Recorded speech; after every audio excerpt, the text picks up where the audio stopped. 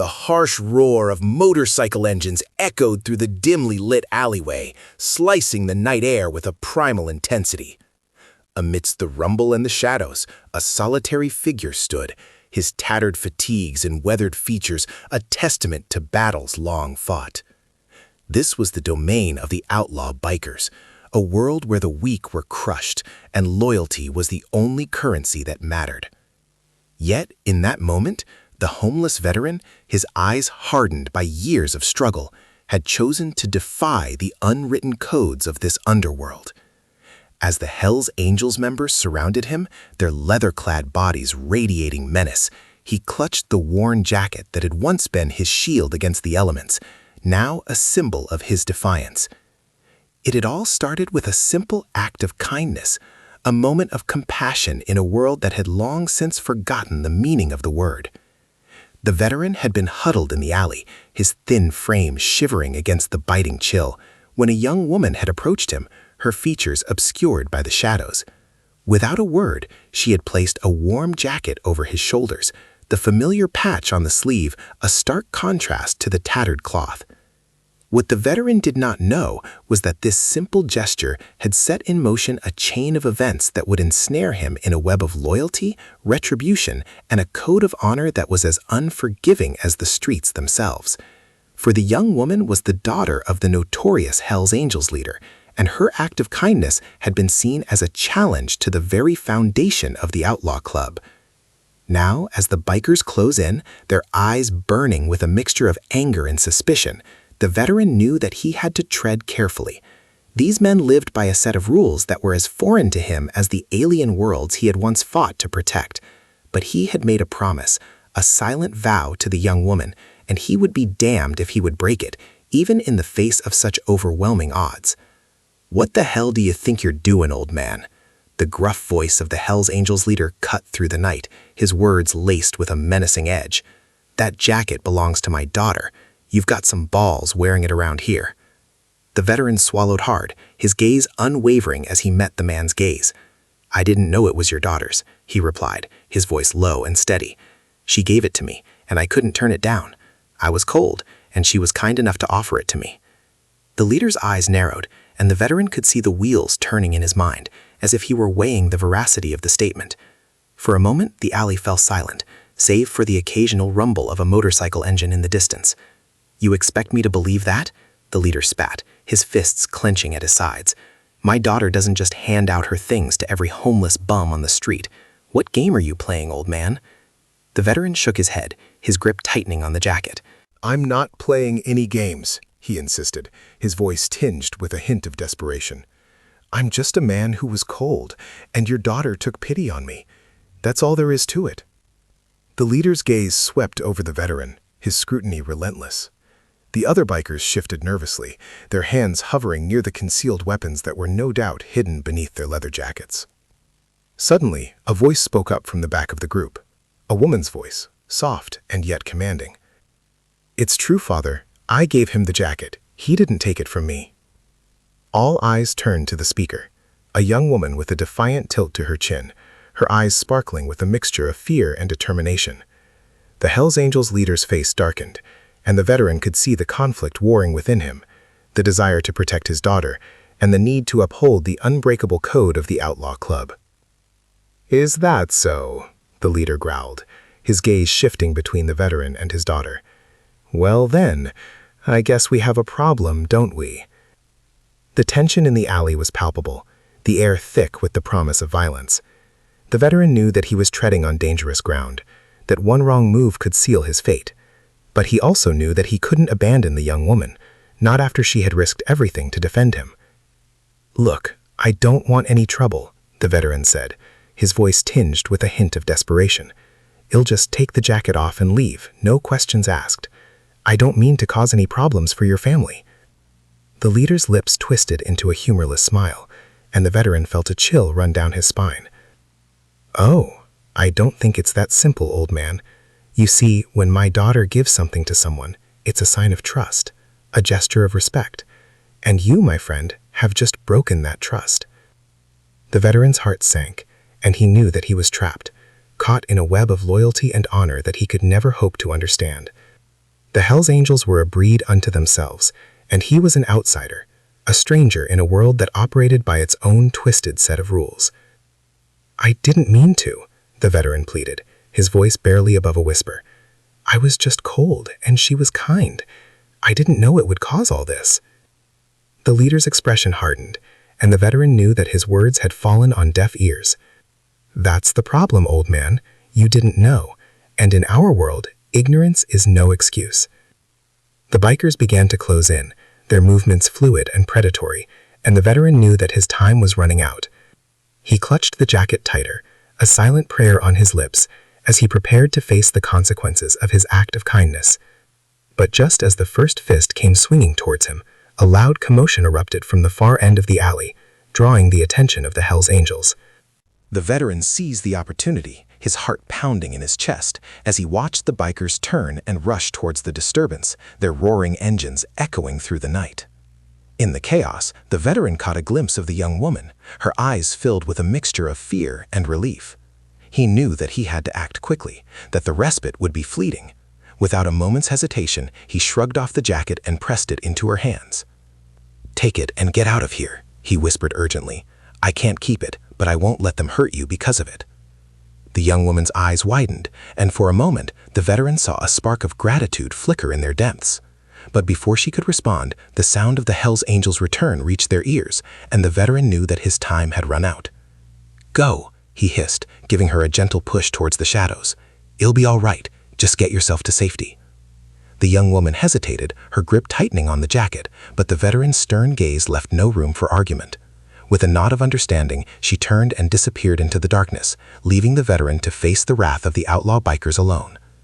As the Hells Angels closed in, the veteran braced himself for the inevitable, his eyes fixed on the distant horizon, where the first faint rays of dawn were beginning to peek through the inky blackness. He had made his choice, and now he would have to live with the consequences, whatever they might be. The veteran braced himself as the Hells Angels bikers surrounded him, their leather-clad bodies radiating menace. Just as the first fist came swinging towards him, a loud commotion erupted from the far end of the alley, drawing the attention of the outlaw gang. In the chaos, the veteran seized his chance and pressed the young woman's jacket back into her hands. "Take it and get out of here," he urged her. "I can't keep it, but I won't let them hurt you because of it." The young woman's eyes widened, but before she could respond, the sound of the Hells Angels' return reached their ears. "Go," the veteran hissed, giving her a gentle push towards the shadows. "It'll be all right. Just get yourself to safety." With a nod, the young woman disappeared into the darkness, leaving the veteran to face the wrath of the bikers alone. As they closed in, he braced himself for the inevitable, his eyes fixed on the distant horizon where the first faint rays of dawn were beginning to peek through the inky blackness. But just as the Hells Angels were about to descend upon him, a sudden commotion erupted from the other end of the alley. The veteran's eyes widened as he caught sight of a familiar figure. It was the young woman, her face set in a determined expression as she strode towards the bikers. "Stop," she cried, her voice cutting through the din. "This man has done nothing wrong. He was just trying to keep warm, and I gave him the jacket willingly. There's no need for violence." The Hells Angels turned, his expression a mix of surprise and fury. "What the hell are you doing, girl?" he growled. "This is none of your concern. This man has broken our code and he must pay the price." The young woman stood her ground, her chin raised defiantly. "I won't let you hurt him," she said, her voice steady. "He's done nothing to deserve your wrath. If you have a problem, it's with me." The bikers exchanged uneasy glances, unsure of how to proceed. The leader's face twisted in a scowl, his fists clenching at his sides. "You've got a lot of nerve, girl," he spat. "You know the consequences of defying us." The young woman's eyes narrowed, and for a moment the veteran saw a glint of something else in her gaze. A hint of fear, perhaps, but also a steely resolve that he had not seen before. "I know the consequences," she said, her voice low and steady, "and I'm willing to face them if it means protecting this man." The veteran's heart pounded in his chest as he watched the standoff unfold.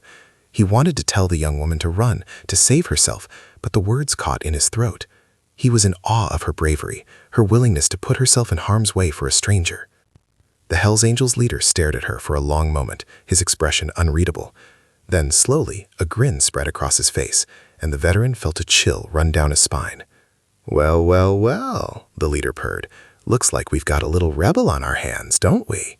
He turned to the other bikers, his eyes gleaming with a dangerous light. "What do you say, boys? Shall we teach this little girl a lesson?" The bikers responded with a chorus of jeers and growls, their hands reaching for the weapons hidden beneath their leather jackets. The veteran's heart sank, and he knew that he had to do something, even if it meant sacrificing himself. But just as the bikers were about to strike, a sudden, deafening roar pierced the air, and the veteran felt the ground tremble beneath his feet. In the distance, he could see a cloud of dust and debris, and as it drew closer, the sound of powerful engines filled the alley. The Hells Angels froze, their expressions shifting from menace to uncertainty. The veteran watched in stunned silence as a convoy of armored vehicles came barreling towards them, their sirens blaring and their lights flashing. As the vehicles drew closer, the veteran caught a glimpse of the insignia emblazoned on their sides. It was the logo of a private military contractor, one that he recognized from his time in the service. His heart pounded in his chest as he realized what was happening. The young woman's eyes widened, and she took a step back, her expression a mix of fear and disbelief. "What is this?" she whispered, her voice trembling. The Hells Angels leader's face had gone pale, and the veteran could see the panic in his eyes. "Shit," he hissed. "It's the goddamn PMCs. We've got to get out of here." The bikers scattered, their roaring engines echoing through the alley as they fled in all directions. The veteran watched in stunned silence as the military vehicles surrounded them, their heavily armed occupants spilling out onto the pavement. As the chaos unfolded, the veteran's gaze was drawn to a figure who had emerged from the lead vehicle, a man in a crisp black uniform, his features obscured by the shadows. The man strode towards them, his movements precise and deliberate, and the veteran felt a cold dread settle in the pit of his stomach. "Well, well, well," the man said, his voice low and measured. "If it isn't the prodigal son, come home at last." The veteran's eyes widened in shock as the man stepped forward, revealing a face that was all too familiar. It was his old commanding officer, the one he had thought he had left behind when he had been discharged from the military. "Colonel Hawkins," the veteran breathed, his voice barely above a whisper. "What the hell are you doing here?" The colonel's lips curled into a smile, but there was no warmth in his expression. "I could ask you the same question, soldier," he said, his gaze sweeping over the veteran's tattered appearance. "I thought I made it clear that you were to stay out of our affairs." The veteran's mind raced as he tried to make sense of what was happening. He had thought he had left the military behind, that he had escaped the shadows of his past. But now it seemed that the demons he had tried to outrun had caught up with him. The young woman stood frozen, her eyes darting between the veteran and the colonel, a look of confusion and fear etched on her face. "What's going on?" she whispered, her voice trembling. "Who are these people?" The veteran opened his mouth to respond, but the words caught in his throat. He couldn't bring himself to tell her the truth, to reveal the dark secrets that he had kept buried for so long. Instead, he turned to the colonel, his eyes narrowed with a mixture of defiance and resignation. "I'm not a soldier anymore, Hawkins," he said, his voice low and steady. "I left that life behind me. Whatever you're planning, leave me out of it." The colonel's expression hardened, and the veteran felt a chill run down his spine. "I'm afraid that's not an option, soldier," the colonel said, his voice laced with a sinister edge. "You see, you've gotten yourself mixed up in something much bigger than you can possibly imagine." The veteran's heart pounded in his chest as the colonel's words sunk in, and he realized that he had been drawn into a web of intrigue and betrayal that he could never have imagined. The young woman stood beside him, her eyes wide with fear, and the veteran knew that he had to find a way to protect her, even if it meant confronting the demons of his past. As the military vehicles surrounded them, the veteran felt a sense of dread and resignation wash over him. He knew that he was trapped, caught in a game that he had never wanted to play. But he also knew that he couldn't give up, not when the stakes were so high. With a deep breath, the veteran steeled himself for what to come, his eyes fixed on the colonel's impassive face. He had faced impossible odds before, and he would do it again, no matter what it cost him. For now, all he could do was brace himself for the storm that was about to break, and hope that he would emerge from it alive. The veteran felt his heart pounding in his chest as Colonel Hawkins' words sank in. He had thought he had left his past behind, but now it was closing in on him again. "What do you mean I'm mixed up in something bigger?" the veteran asked, his voice trembling slightly. "I'm just a homeless man trying to survive out here. I don't want any trouble." The colonel's expression hardened. "That's where you're wrong, soldier. You're already in the middle of it, whether you like it or not." He paused, his gaze sweeping over the veteran and the young woman. You see, this little act of kindness you've been involved in has caught the attention of some very powerful people. The young woman's eyes widened in fear. "What are you talking about?" she asked, her voice barely above a whisper. The colonel turned to her, a slight smile playing on his lips. "Your father's little outlaw club has been a thorn in our side for a long time, my dear, and now, it seems, you've managed to stir up a hornet's nest." The veteran felt a chill run down his spine. "What are you saying?" he asked, his voice low and tight. The colonel's smile widened. "I'm saying that your little act of kindness has put you in the crosshairs of some very dangerous people, people who won't hesitate to eliminate anyone who gets in their way." The young woman's face paled, and the veteran instinctively moved to shield her. "You can't be serious," he said, his voice tinged with disbelief. "Are you telling me that my giving this girl her jacket back is somehow a threat to your what exactly? Your organization?" The colonel's expression darkened.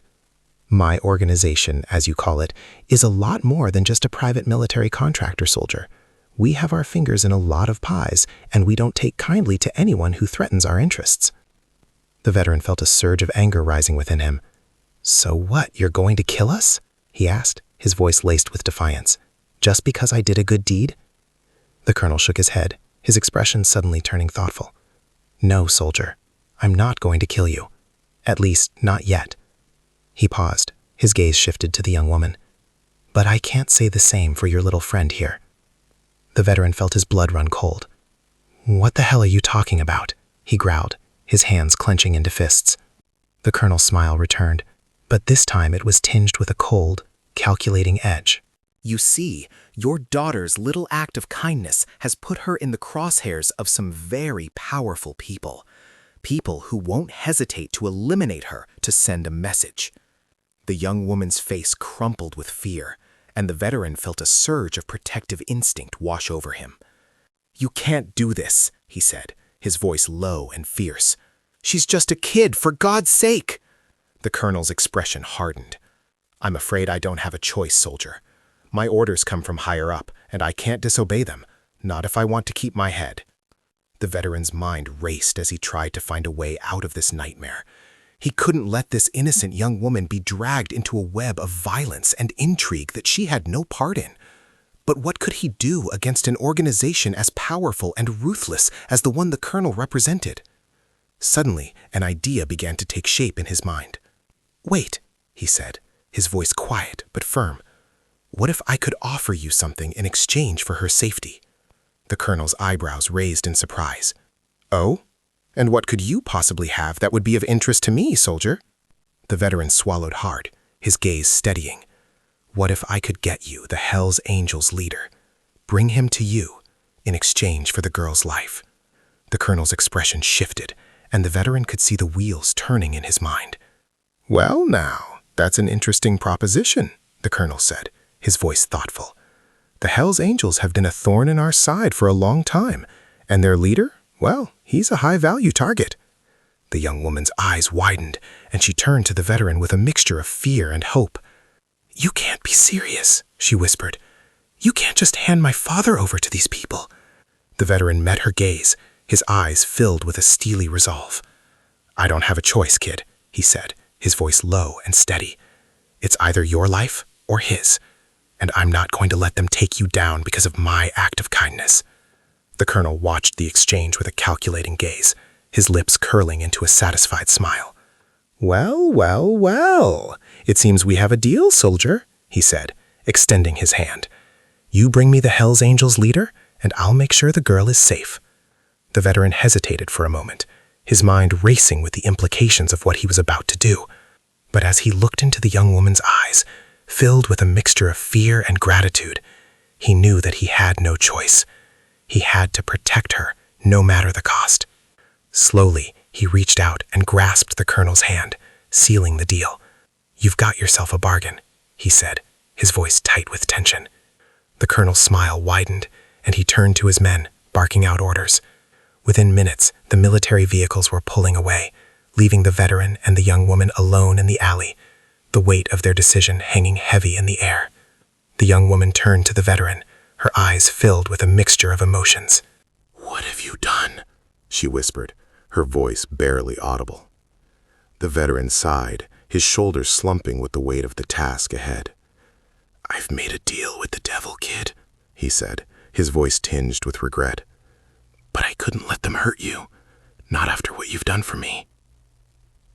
The young woman's expression hardened, and the veteran could see the anger and betrayal burning in her eyes. "But you can't just hand my father over to these people," she said, her voice rising in desperation. "He's all I have left." The veteran reached out and placed a hand on her shoulder, his grip firm but gentle. "I know, kid," he said, his voice low and soothing. "But I don't have a choice. It's either your life or his, and I'm not going to let them take you down because of my act of kindness." The young woman's eyes brimmed with tears, and the veteran felt a pang of guilt in his chest. He knew that he was asking her to make an impossible choice, but he had no other option. The colonel and his organization were not to be trifled with, and he knew that he had to play by their rules if he wanted to keep the young woman safe. "I'm sorry," the veteran said, his voice barely above a whisper, "but this is the only way." The young woman stared at him, her eyes filled with a mixture of despair and resignation. "What am I supposed to do now?" she asked, her voice trembling. The veteran squeezed her shoulder gently. "I need you to go, kid," he said, his voice firm. "Get as far away from here as you can. Go to a safe place and don't come back. I'll handle this." The young woman's eyes widened, and she shook her head vehemently. "No, I can't leave you to do this alone," she said, her voice laced with panic. The veteran's expression softened, and he pulled her into a gentle embrace. "You have to, kid," he said, voice calm and reassuring. "This is my fight, not yours. I need you to be safe." The young woman clung to him, her tears staining his tattered shirt. "But what about my father?" she whispered, her voice laced with despair. The veteran sighed heavily. "I'll do what I can to protect him, kid," he said, voice low and resolute. "But you have to trust me. This is the only way." The young woman pulled back, her eyes filled with a mix of fear and determination. "Okay," she said, her voice barely above a whisper. "I'll go, but promise me you'll do everything you can to keep him safe." The veteran nodded, his expression solemn. "I promise, kid," he said, voice steady. With one last lingering look, the young woman turned and disappeared into the shadows, leaving the veteran alone in the alley, the weight of his decision heavy on his shoulders. As he watched her go, the veteran couldn't help but feel a sense of foreboding. He knew that he was about to embark on a dangerous game, one that could cost him everything. But he had made his choice, and now he had to see it through. With a deep breath, the veteran squared his shoulders and turned towards the direction the military vehicles had gone, his mind already racing with a plan to keep his promise to the young woman. Whatever happened, he knew that he had to protect her, no matter the cost. The chapter ends with the veteran alone in the alley, his mind racing with a plan to keep his promise to the young woman and protect her father, the Hells Angels leader, from the powerful military organization that is now involved. The reader is left wondering what the veteran will do next and what will happen to the young woman and her father. The story is left on a cliffhanger, with an air of mystery and suspense surrounding the veteran's next move. Here is a new chapter of approximately 1,600 words that continues the story with a shocking plot twist. The veteran trudged through the deserted alley, his mind racing with a million thoughts. He had made a deal with the devil, trading the Hells Angels leader's life for the young woman's safety. It was a decision that weighed heavily on his conscience, but he knew he had no choice. He had to protect her, no matter the cost. As he made his way towards the rendezvous point, the veteran's thoughts kept returning to the young woman. He wondered where she was now, if she had managed to get to safety. A part of him hoped she had found a way to warn her father, to keep him safe from the military organization that was hunting him. But another part of him knew that the colonel would stop at nothing to get his hands on the Hells Angels leader. The veteran's grip tightened on the worn jacket he still clutched in his hands. It was a tangible reminder of the young woman's kindness, a symbol of the connection they had forged in the brief moments they had shared. He had made a promise to protect her, and he was damn well going to keep it, even if it meant betraying the Hells Angels leader. As he turned the corner, the veteran caught sight of a familiar figure standing in the shadows. It was the colonel, his sharp features illuminated by the soft glow of a cigarette. The veteran took a deep breath and approached him, his heart pounding in his chest. "Well, well, well, look who's here," the colonel said, his voice dripping with false warmth. I was starting to think you weren't going to show up, soldier. The veteran didn't respond, his gaze fixed on the colonel's face. He couldn't afford to let his guard down, not for a second. This man was a master of manipulation, and the veteran knew he had to be on his toes. "So where's our friend the Hells Angels leader?" the colonel asked, his tone casual. The veteran swallowed hard, his mind racing. "I'm working on it," he said, his voice low and steady. "It's not easy to get to him, you know? I need a little more time." The colonel's eyes narrowed, and the veteran felt a chill run down his spine. "Time is something we don't have, soldier," the colonel said, his voice sharp. My superiors are getting impatient, and you know what happens when they don't get what they want. The veteran nodded, his heart pounding in his chest. I understand, he said, his voice barely above a whisper. Just give me a little more time. That's all I'm asking. The colonel stared at him for a long moment, his expression unreadable. Then, without warning, he reached into his jacket and pulled out a gun, leveling it at the veteran's head. The veteran's eyes widened in shock, and he instinctively raised his hands in a gesture of surrender. "What the hell are you doing?" he asked, his voice trembling. "I'm sorry, soldier, but I can't take the risk," the colonel said, his finger tightening on the trigger. "You see, my superiors have made it clear that they want the Hells Angels leader, and they want him now. They don't care about any promises I might have made to you." The veteran's mind raced, desperately searching for a way out of this nightmare. He had thought he could trust the colonel, that he could make a deal to protect the young woman. But now it was clear that the colonel had never intended to keep his end of the bargain. "You can't do this," the veteran said, his voice laced with desperation. "I made a deal with you, and you promised to keep the girl safe." The colonel's lips curled into a cruel smile. "I'm afraid that deal is off the table, soldier," he said, his voice cold and unyielding. "My superiors have a much bigger plan in mind, and they can't afford any loose ends." The veteran's heart sank as he realized the true nature of the colonel's plan. This was never about the Hells Angels leader or the young woman's safety. It was about something much bigger, something that the colonel and his organization were willing to kill for. "What the hell is going on here?" the veteran asked, his voice barely above a whisper.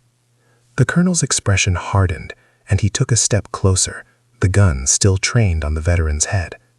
"You see, soldier, you've always been a bit of a loose cannon," he said, his voice dripping with disdain. "Always sticking your nose where it didn't belong, always questioning orders.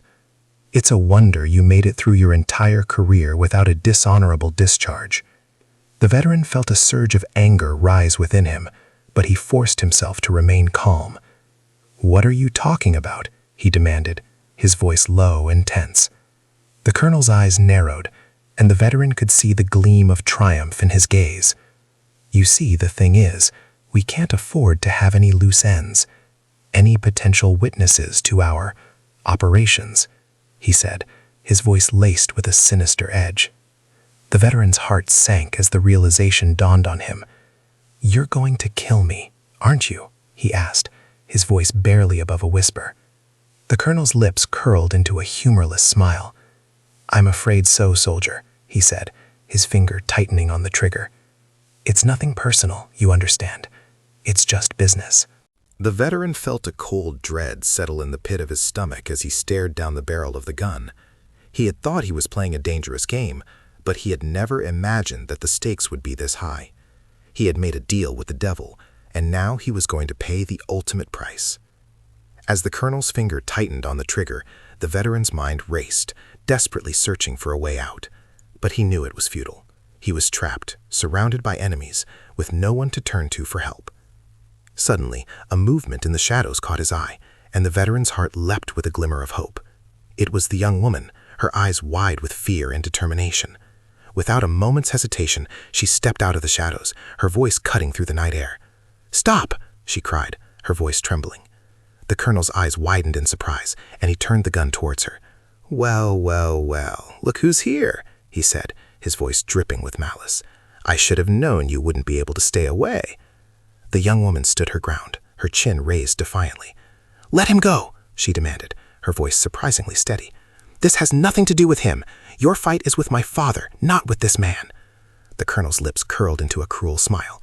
"Oh, but it does have to do with him, my dear," he said, his voice laced with a sinister edge. "You see, your friend here has made a deal with me, and he's about to pay the price for breaking it." The young woman's eyes widened, and the veteran could see the fear and desperation in her gaze. "No, you can't do this," she pleaded, her voice tinged with panic.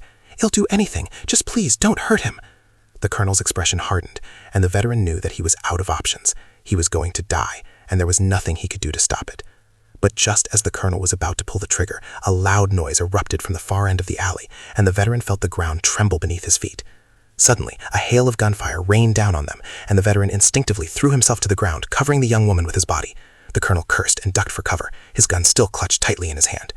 The veteran's heart pounded in his chest as he tried to make sense of what was happening. Was this a rescue mission, or was it another trap? He couldn't be sure, but he knew that he had to get the young woman to safety, no matter what. As the gunfire continued to echo through the alley, the veteran grabbed the young woman's hand and pulled her to her feet. "We have to get out of here," he yelled, his voice barely audible over the din. The young woman nodded, her face pale with fear, and the two of them began to run, weaving their way through the chaos and debris. The veteran's heart pounded in his chest as they raced towards the exit, praying that they would make it out alive. But just as they reached the end of the alley, the veteran felt a searing pain in his side, and he stumbled, his grip on the young woman's hand slipping. He looked down to see a spreading stain of crimson on his shirt, and he knew that he had been hit. The young woman cried out in alarm and tried to help him, but the veteran waved her off. "Keep going," he gasped, his voice barely above a whisper. "He'll be fine. Just get out of here." The young woman hesitated, her eyes brimming with tears, but the veteran knew that he couldn't let her stay. "Go," he urged, his voice tinged with desperation.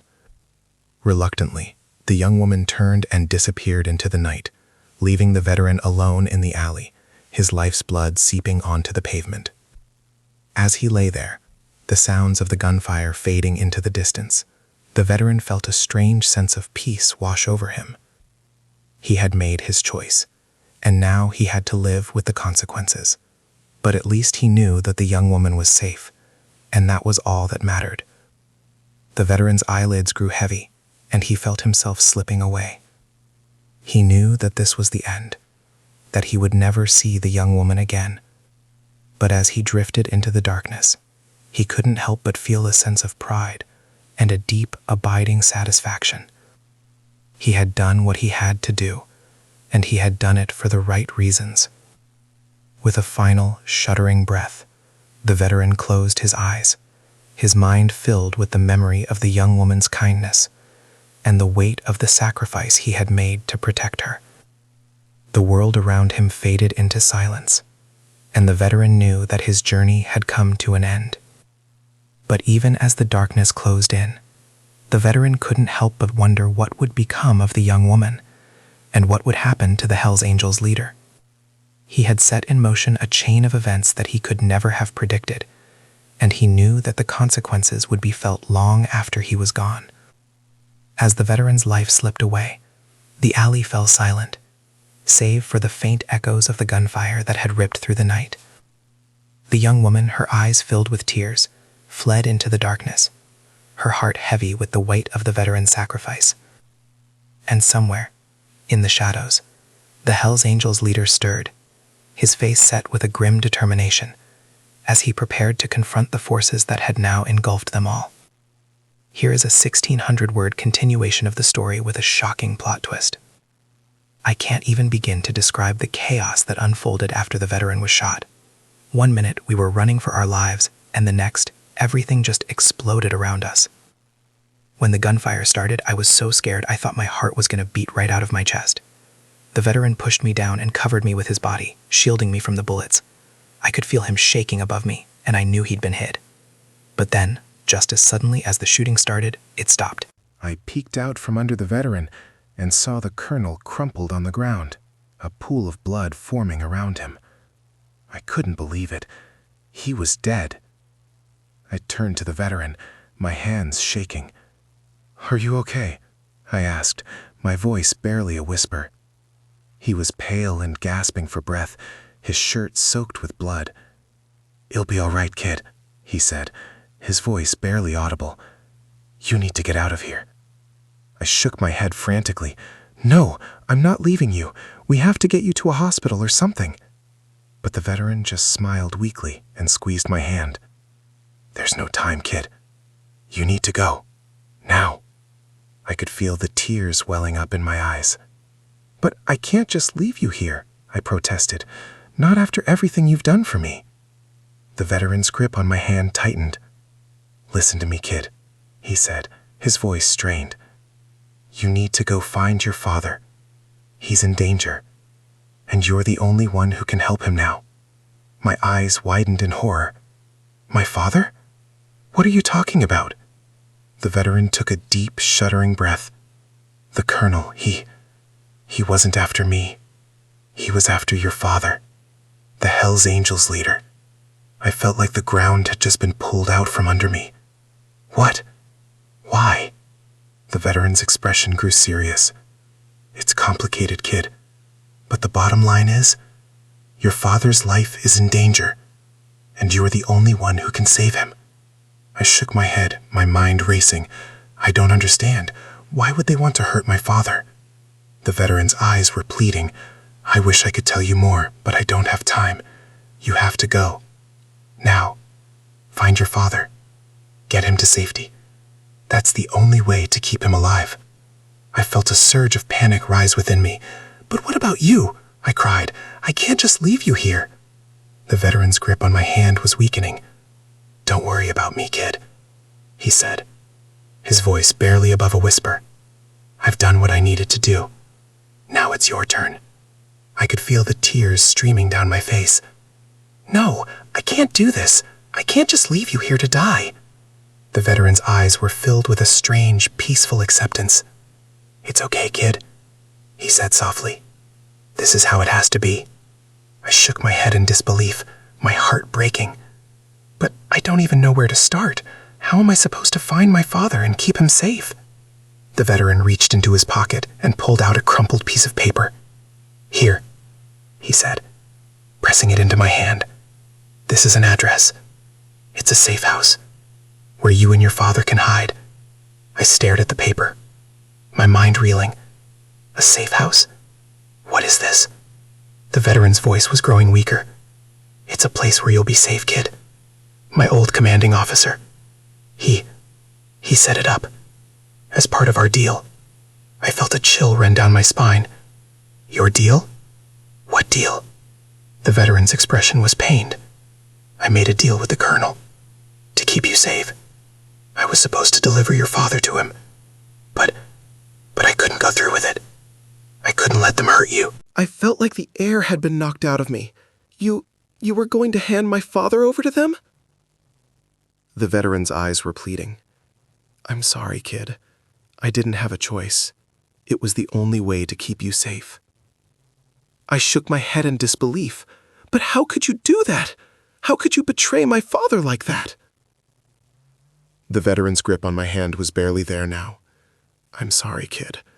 I know it's a lot to ask, but please, you have to go. Find your father. Keep him safe. That's the only way to make this right." I could feel the panic rising within me. "But what about you? I can't just leave you here to die." The veteran's eyes were filled with a quiet resignation. "It's okay, kid. This is how it has to be." I opened my mouth to protest, but the words caught in my throat as I saw the light slowly fading from the veteran's eyes. I knew in that moment that there was nothing I could do to save him. With a heavy heart, I gently squeezed his hand one last time. "Thank you," I whispered, my voice barely audible, "for everything." The veteran's lips curled into a faint smile. "Take care of yourself, kid," he breathed, and then his eyes slipped closed. And he was gone. I sat there, numb with shock and grief, as the reality of what had just happened sank in. The veteran, the man who had saved me, was dead. And now I was alone, with the weight of his sacrifice bearing down on me. I clutched the piece of paper he had given me, my hands shaking. I knew I had to go, that I had to find my father and keep him safe. But the idea of leaving the veteran behind, of abandoning him to this cold, dark alley, was almost more than I could bear. But I knew I had no choice. The veteran had given his life to protect me, and I couldn't let that sacrifice be in vain. I had to honor his memory by doing what he had asked me to do: find my father and keep him safe. With a deep, shuddering breath, I forced myself to my feet and began to make my way out of the alley. As I walked, I couldn't help but replay the veteran's words in my mind, the weight of his betrayal hanging heavy in my heart. He had been willing to hand my father over to the colonel and his organization, all to keep me safe. It was a betrayal that I couldn't even begin to wrap my head around. How could he have done that?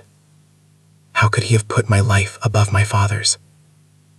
And yet, I couldn't deny the fact that he had ultimately chosen to protect me, even at the cost of his own life.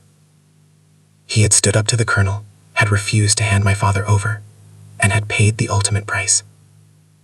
As I made my way through the dark and deserted streets, I couldn't help but feel a growing sense of dread. What was this organization that the colonel worked for?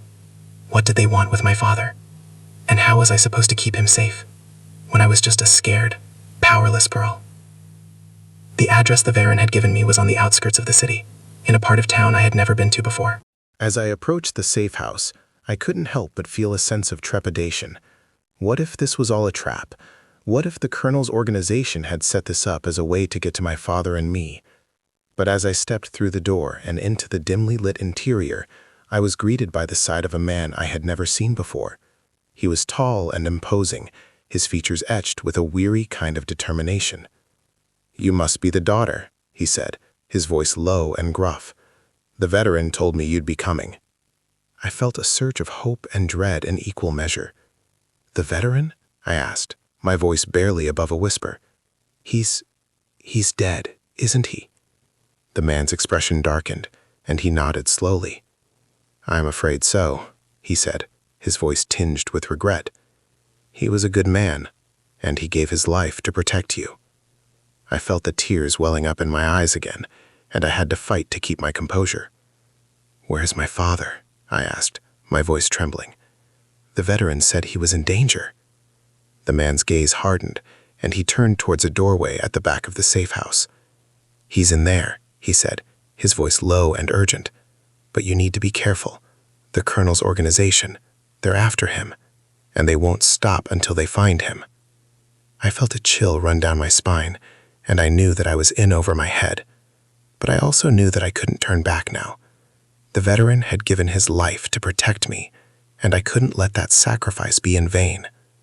With a deep breath, I steeled myself and made my way towards the doorway, my heart pounding in my chest. As I stepped through, I saw my father, his face etched with a mixture of relief and fear.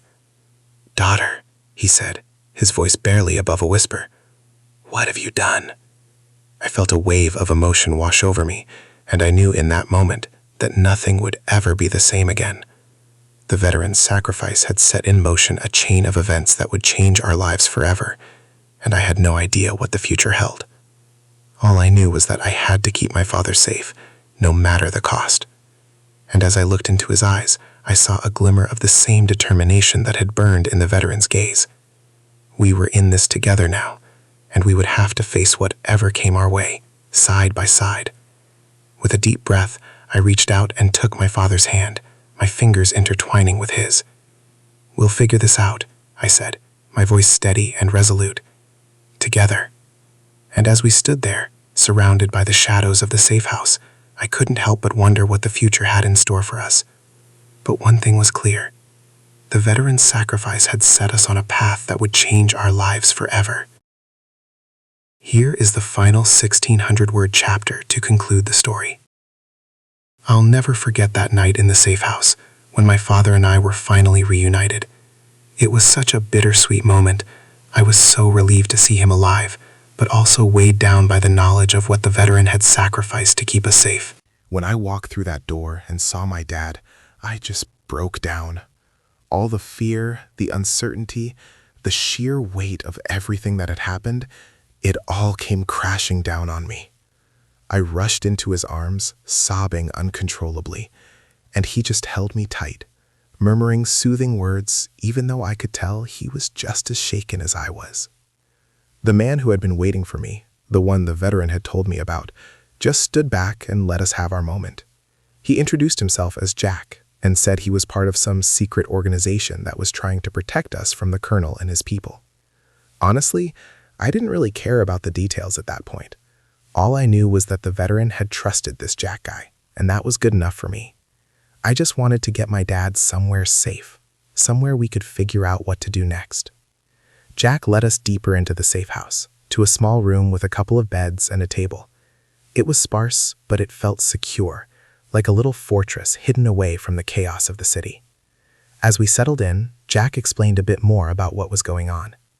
Turns out, the colonel and his organization were part of a shadowy group that had been trying to take down the Hells Angels for years. They saw my dad as a high-value target, someone they could use to get to the rest of the gang. And when the veteran got involved, trying to protect me, he inadvertently got caught up in their scheme. The colonel had approached the veteran, made him a deal, deliver my dad, and I would be kept safe. But the veteran, he couldn't go through with it. He'd seen too much, done too much, to just hand someone over to these people.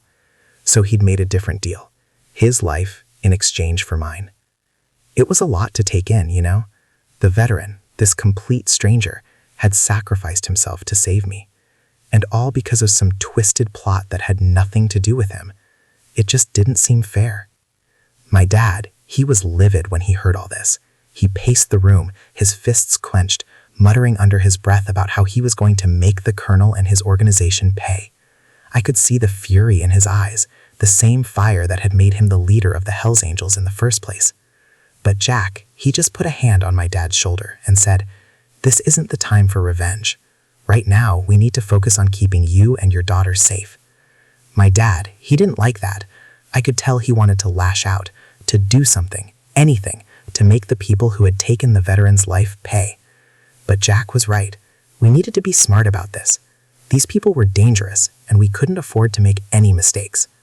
So we hunkered down in that safe house, the three of us, trying to figure out our next move. Jack had resources, connections, ways of getting information that we could never have accessed on our own. And he used all of that to try and dig up as much as he could about the colonel's organization to give us an edge. In the meantime, my dad and I, we just tried to come to terms with everything that had happened. It was hard, you know? The guilt, the grief, the sheer disbelief that the veteran was gone. I kept replaying that moment in the alley over and over again, wishing I could have done something, anything, to save him. My dad, he could see how it was eating me up inside. One night, after Jack had gone to bed, he pulled me close and just held me as I cried. "It's not your fault, daughter," he whispered. "The veteran, he made his choice, and we have to honor that by staying alive and keeping each other safe." I knew he was right, but it didn't make it any easier. The veteran had given his life for me, and I felt like I owed it to him to do something, to take down the people who had taken him from us. But my dad, he just shook his head and said, "No, we can't let his sacrifice be in vain, but we can't throw our lives away either. We have to be smart, and we have to be patient." So that's what we did. We waited, we listened, we followed Jack's lead as he worked his contacts and tried to unravel the colonel's web of deceit.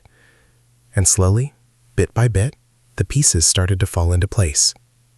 It turned out that the colonel and his organization were just a small part of a much larger, more powerful group, a shadowy cabal of wealthy and influential people who were pulling the strings from the shadows. They were the ones who had been funding the colonel's operations, the ones who had ordered the hit on my dad. And the veteran, he'd known about them all along. That's why he'd made that deal with the colonel, why he'd been willing to sacrifice himself. He knew that if he didn't, the colonel and his people would come after me and my dad no matter what. When we realized that, it just made the whole thing even more heartbreaking. The veteran had known the risks, had known what he was up against, and he'd still chosen to protect us. He'd seen the bigger picture, the larger forces at play, and he decided that our lives were worth more than his own. It was a lot to wrap our heads around, you know?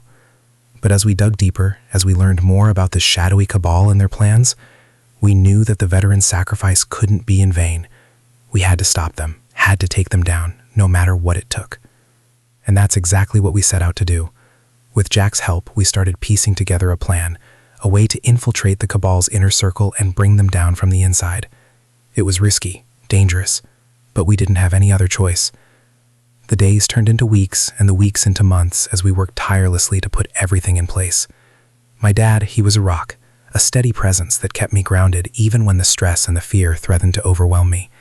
And Jack, he was a master strategist, guiding us every step of the way. Finally, the day came when we were ready to make our move. We knew it was going to be a hell of a fight, that we might not all make it out alive. But we also knew that we had to try, for the veterans' sake, for our own sakes, and for the sake of everyone else the Cabal had hurt. The operation was a success, but it wasn't without its casualties.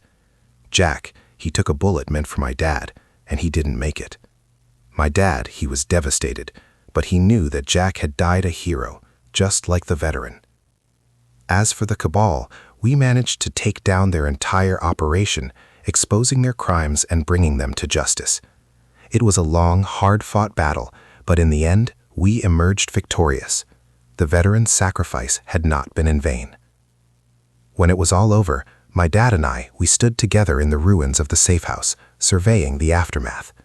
It was a bittersweet moment, tinged with both triumph and sorrow. We had won, but at such a terrible cost.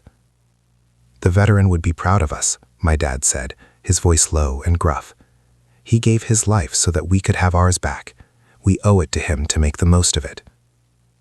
I nodded, tears streaming down my face. I miss him, I whispered.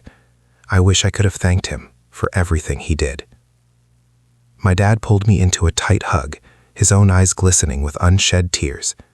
He knew, daughter, he said softly. He knew how grateful we were, how much his sacrifice meant to us, and that's what matters. We stood there for a long time, just holding each other, letting the weight of everything that had happened sink in. It had been a long, hard road, but we had made it through, and we were stronger for it.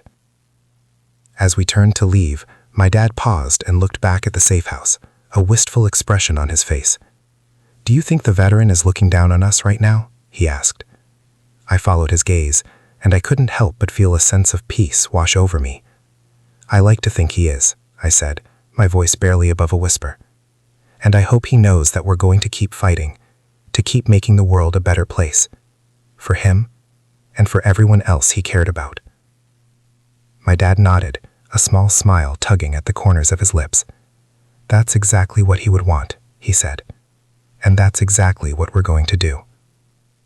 With that, we turned and walked away, our footsteps echoing in the silence. The veteran's memory would always be with us, a constant reminder of the sacrifices we had all made, and the promise we had made to honor them. As we stepped out into the sunlight, I couldn't help but feel a sense of hope, a renewed determination to make the world a better place. The veteran had given his life to protect us, and we were going to make sure that his sacrifice wasn't in vain. It was a long, hard road ahead, but with my dad by my side, and the memory of the veteran's courage and selflessness to guide us, I knew that we could face whatever the future had in store. And one day, when the time was right, we would find a way to truly honor the veteran's memory, to ensure that his name lived on, and that his story inspired others to be just as brave and just as true. Until then, we would keep fighting, keep pushing forward, and keep striving to make the world a better place. Because that's what the veteran would have wanted, and that's what we were going to do, no matter what.